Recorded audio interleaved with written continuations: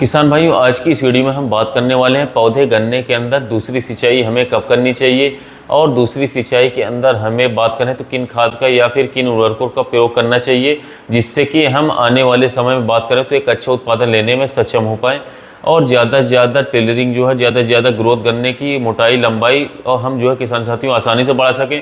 क्योंकि बात करें जितना हम शुरू से अपने गन्ने की फसल के ऊपर ध्यान रखते हैं, जितना फोकस हम अपने गन्ने की फसल में शुरू से देंगे, उतना ही ज़्यादा अच्छा बेनिफिट हम आने वाले समय में ले पाएंगे, अच्छा मुनाफा ले पाएंगे। इसलिए किसान भाइयों, आपको शुरुआती दिनों में लगभग मान लीजिए बात करें तो बुआई से लेकर के बात करें तो 100 दिन तक आपको अपने गन्ने की फसल में देखरेख जो है बहुत ही अच्छी तरीके से करना होगा। फसल का मैनेजमेंट बहुत ही अच्छी तरीके से करना होगा, क्योंकि जितनी ज़्यादा निगरानी आप अपने गन्ने की फसल की करेंगे उतना ही अच्छा उत्पादन जो है हम समय से आगे जाकर के ले पाएंगे और बहुत ही अच्छी हम उत्पादन निकाल पाएंगे अपने गन्ने की फसल से। इसलिए किसान भाइयों, अपने गन्ने की फसल का आप ज़्यादा से ज़्यादा ध्यान दें। अब बात करते हैं गन्ने की जो दूसरी सिंचाई है वो हमें बुआई से कितने दिन पर करनी चाहिए और इस समय पर हमें किन किन उर्वरकों का ज़्यादा ध्यान देना चाहिए।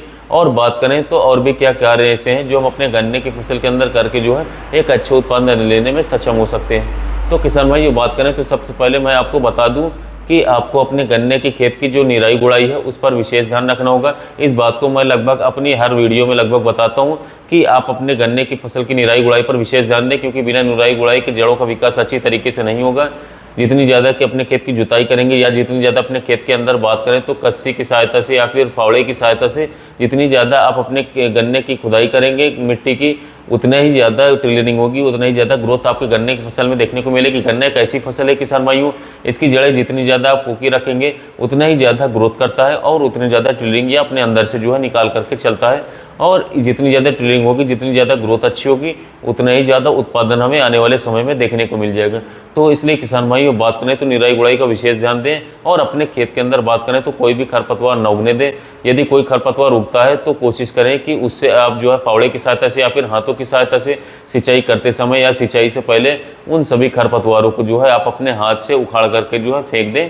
क्योंकि जितनी जल्दी आप खरपतवारों को बाहर निकालेंगे खेत से, उतना ही ज़्यादा उत्पादन, उतना ही ज़्यादा बेनिफिट आपको मिलेगा फसलों पर। क्योंकि खरपतवार जो हैं हमारे खेत की बहुत ज़्यादा एनर्जी या खादों की ताकत को निग्रहण कर लेते हैं। इसलिए आपको अपने खेत के अंदर कोई भी खरपतवार नहीं उगने देना है, नहीं बचने देना है। बात करते हैं दूसरी सिंचाई की, तो किसान भाई दूसरी सिंचाई जो हमें करनी है वो लगभग बात करें तो पहली सिंचाई से बात करें तो 15 से 20 दिन बाद आपको दूसरी सिंचाई करनी होती है। या मैं बात करूँ तो बुआई से लगभग बात करें तो आपको जो है 45 से 50 दिन के अंदर दूसरी सिंचाई आपको कर देनी चाहिए मिट्टी की अवस्था अनुसार। अब बात करते हैं दूसरी सिंचाई पर आपको किन किन उर्वरकों का प्रयोग करना है, जिससे कि आप ज़्यादा से ज़्यादा टिलरिंग अपने गन्ने की फसल के अंदर ले पाएँ। तो किसान भाइयों, आज की जो वीडियो में मैं आपको बताने वाला हूँ ये मैं दानेदार के रूप में आपको बताऊंगा कि दानेदार के रूप में आपको क्या लेना है, और इसी में मैं आपको बाद में बताऊंगा कि आप स्प्रे के रूप में इसमें क्या ले सकते हैं। क्योंकि कुछ किसान भाई दानेदार के रूप में डालना पसंद करते हैं और कुछ किसान भाई स्प्रे के रूप में डालना पसंद करते हैं।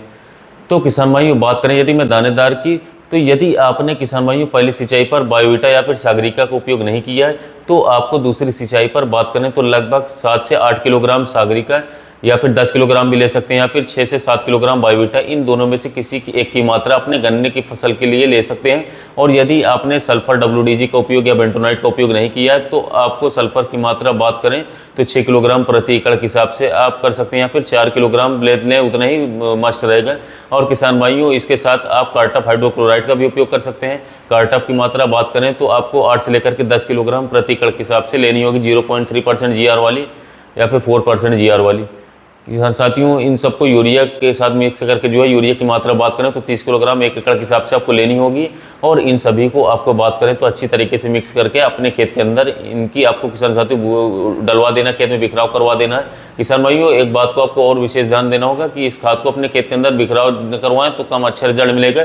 कोशिश करें आप पौधे की जड़ में रखने की कोशिश करें। यदि आप इसे पौधे की जड़ में रखने की कोशिश करते हैं तो आपको इसके रिजल्ट ज़्यादा देखने को मिलेंगे बिखराव करवाने के मुकाबले। आप इस चीज़ को एक बार जरूर देखिएगा खेत के अंदर कि कुछ किसान साथियों कुछ एरिया में आप बिखराव करवाइए, कुछ एरिया में आप पौधे की जड़ में रखें। पौधे की जड़ में रखने में थोड़ा मेहनत जरूर लगेगा, पर किसान साथियों आपको अच्छा रिजल्ट मिलेगा। और इसके अलावा बात करें तो रखवाने के बाद खादों को आप सिंचाई करवा दें दूसरे दिन।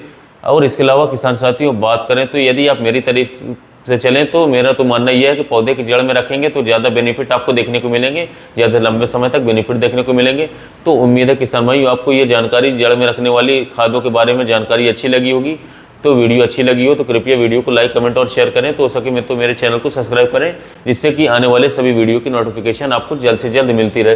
तो किसान भाइयों, फिर मिलेंगे एक नई वीडियो में।